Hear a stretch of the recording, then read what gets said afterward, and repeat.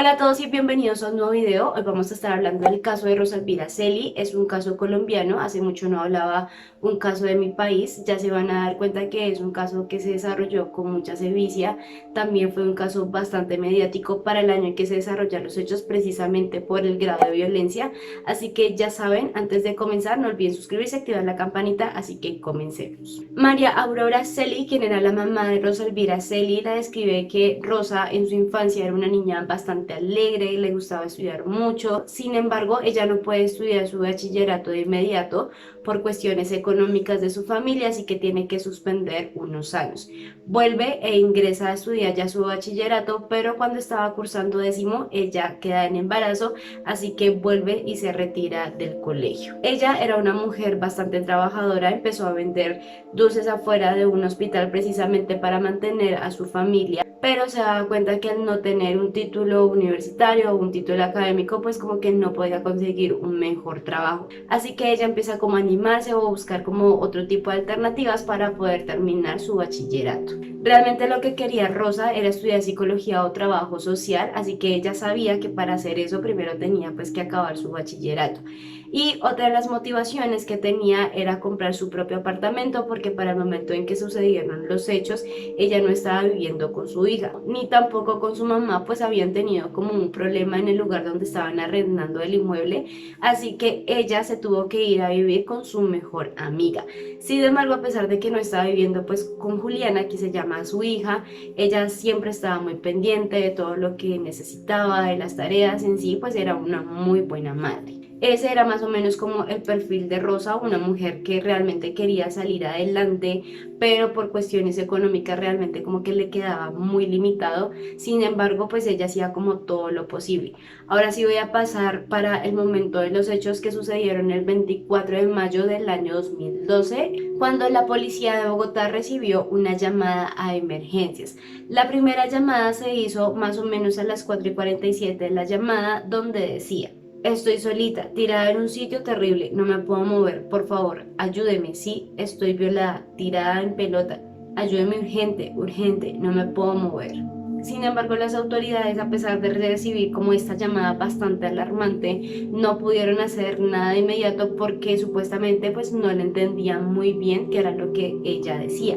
Y es ahí donde se produce la segunda llamada, que fue a las 5:10 de la mañana. Ella de nuevo informa que está violada, que necesita ayuda, que le duele todo el cuerpo, que no se puede mover, que más o menos por lo que alcanza a escuchar dice que está cerca de un río, que está cerca de un barranco, pero que no sabe la localización exacta, pero que por favor la vayan a buscar. Realmente en los informes policiales, realmente ellos dicen que no le entendía muy bien lo que ella decía, y además que estaba en un parque nacional, por lo cual como que su búsqueda era muchísimo más difícil. Y es así que a Rosa la encuentran prácticamente una hora y media después, más o menos la encuentran a las 6 a.m. de la mañana. Cuando la encuentran, ella estaba vestida de la cadera para arriba, encontraron mucha sangre, se dieron cuenta que tenía un golpe en la cabeza. Hasta ese momento no sabían con qué objeto, y también encuentran algunas prendas que estaban en la escena del crimen. Realmente hasta ese momento las autoridades no sabían sobre qué hipótesis trabajar, pero sí sabían que Rosa Elvira estaba en un estado bastante crítico, así que de inmediato llaman a las ambulancias. Pero pues es tan indignante que las ambulancias nunca llegaron, así que las autoridades lo que hicieron fue parar a una ambulancia que de casualidad estaba pasando por el sitio para que la llevaran a urgencias a un hospital. Sin embargo, aquí aparece pues otra cosa bastante indignante, y es que a Rosa Elvira no la llevaron al hospital más cercano porque ella no tenía seguridad social, sino que la llevaron a un hospital público que quedaba más o menos a 30 minutos, teniendo en cuenta que cerca del lugar donde sucedieron los hechos habían dos hospitales más, que era el Hospital San Ignacio y el Hospital Militar, que quedaba más o menos a unos 7 o unos 4 minutos, así que la diferencia pues era bastante grande con el otro hospital. Como les digo, hasta ese momento no podían trabajar sobre ninguna hipótesis, pero lo que hacen las autoridades es tratar de llamar a los familiares de Rosa Elvira Celi, así que llaman a Diana, quien era la mejor amiga y con quien estaba viviendo para ese momento. Los policías le dicen a Diana que tienen que recoger a Rosa Elvira porque estaba semidesnuda, así que ella llama a la mamá de Rosa Elvira para que vayan a la estación de la policía. Ellas hasta ese momento pensaban que se trataba como de un hurto o que tal vez la habían lesionado, pero no se imaginaron pues tal magnitud. Así que ellas se dirigen a la estación de policía y de la estación de la policía la remiten hasta el hospital donde finalmente ella estaba. Sin embargo, Rosa Elvira llegó aproximadamente a las 7:52 de la mañana. Primero fue dejada en un pasillo sin atención y luego fue obligada a sentarse y a permanecer en una silla de ruedas por 1 hora. Después solicitó ir al baño y allí sobre las 9 de la mañana sufrió un paro respiratorio. Ya cuando Rosa estaba en cirugía, los médicos pues vieron como la gravedad del asunto, se dieron cuenta de que Rosa tenía el útero y la pelvis rota y todo esto porque ella había sido empalada. Además también se dieron cuenta que tenía una infección muy grande debido a que todavía tenía restos vegetales, tenía tierra, tenía hojas, así que pues realmente fue un hecho bastante violento. O sea, no tengo palabras como para describir todo lo que Rosa Elvira sufrió. Sin embargo, los médicos trataron de hacer todo lo posible para salvar la vida de Rosa, pero ella murió a los 4 días de haber ingresado al hospital. Es ahí donde las autoridades empiezan las investigaciones. Era un caso muy conocido para el año 2012 en Colombia y afortunadamente Rosa, antes de entrar a paro, ella alcanzó a decir 2 nombres y dijo que ellos habían sido los culpables de su violación, que era Javier Velasco y Mauricio Ariza. Para ese momento ellos no tenían una orden de captura, pero lo que sí hicieron fue ir hasta el colegio donde Rosa Elvira Celi estaba estudiando en la nocturna y se dieron cuenta de que ellos ya no estaban, es como si ellos estuvieran huyendo. Se pudo determinar también en esa visita que Javier y Mauricio eran amigos, que ambos tenían moto y que era conocido que Javier en algunas ocasiones acercaba a Rosa a su casa precisamente en la moto.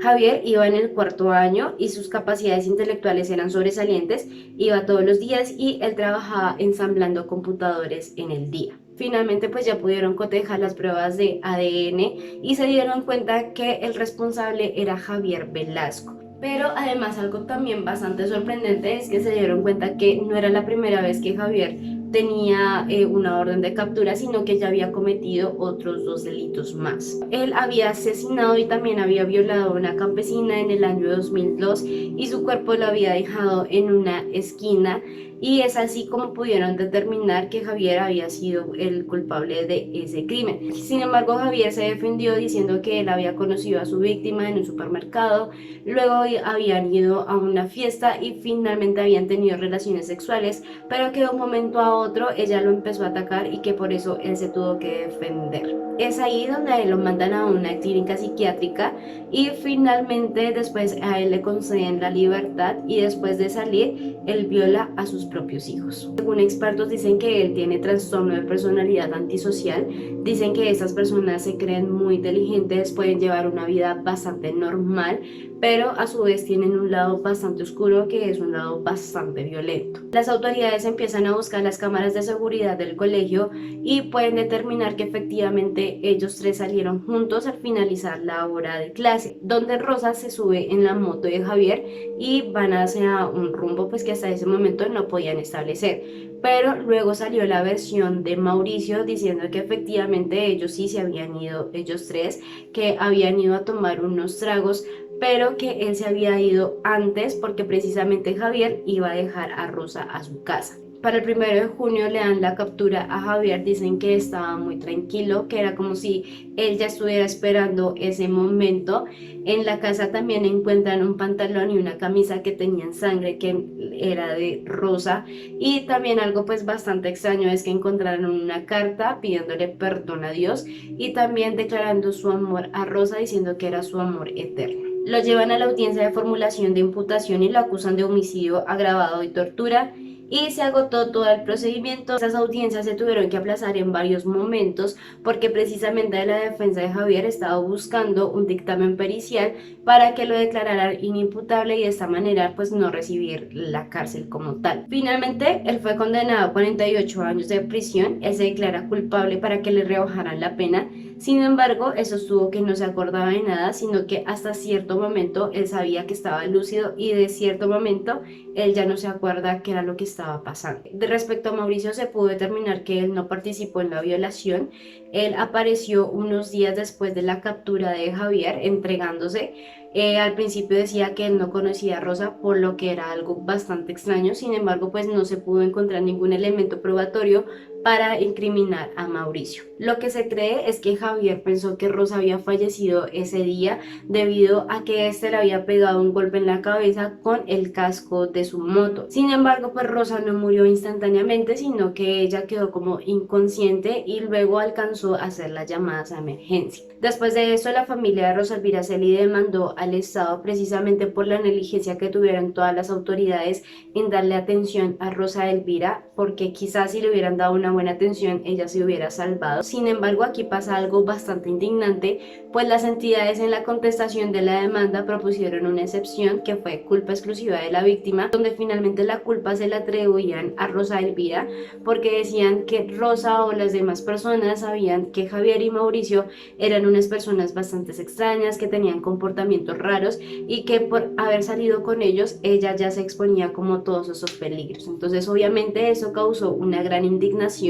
Muchas personas salieron a marchar en contra de estas declaraciones y en contra del homicidio de Rosa Elvira, y obviamente las autoridades salieron a pedir disculpas públicamente. Y para finalizar este caso, fue tal la atrocidad y la barbarie que rodeaba su caso que hoy existe una ley en su nombre, la ley del feminicidio, que endurece las penas contra quienes asesinan a una mujer solo por su condición de ser mujer. Llegamos al final de este caso. Como les digo, creo que ha sido uno de los crímenes más feos, más violentos que he tratado en este canal.